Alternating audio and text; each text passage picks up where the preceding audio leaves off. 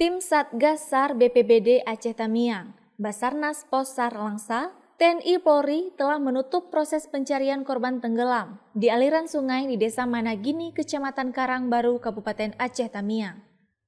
Tercatat lebih dari 20 potensi SAR gabungan diterjunkan dalam upaya pencarian korban sejak Senin 30 Oktober 2023 hingga Minggu 5 November 2023 sore, dan akhirnya pencarian korban tenggelam resmi ditutup.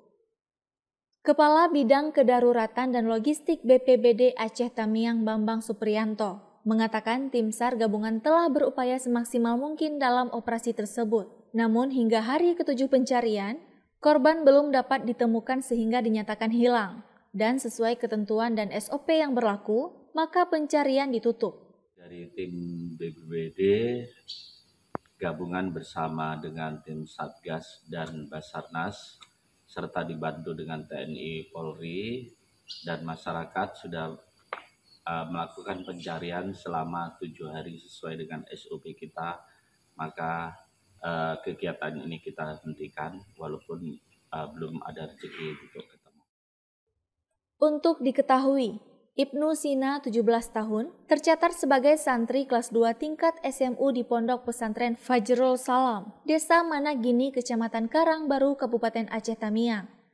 Korban dilaporkan hanyut pada Senin 30 Oktober pukul 18.00 waktu Indonesia Barat saat mandi di sungai bersama 4 orang rekannya.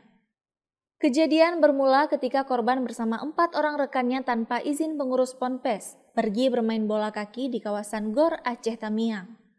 Jarak sungai dengan dayah yang terbilang dekat membuat korban bersama rekannya memutuskan untuk mandi di sungai terlebih dahulu setelah bermain bola. Naas, pada minggu petang itu, korban Ibnu Sina diduga mengalami kelelahan dan hanyut terbawa arus. Adapun keempat orang teman korban yang selamat yakni M. Nasir 17 tahun, Fahrul 17 tahun, Hafiz 17 tahun, dan Arya 15 tahun, keempatnya merupakan santri warga Kabupaten Aceh Tamiang. Dari Aceh Tamiang, Selinovita melaporkan untuk Puja TV Aceh.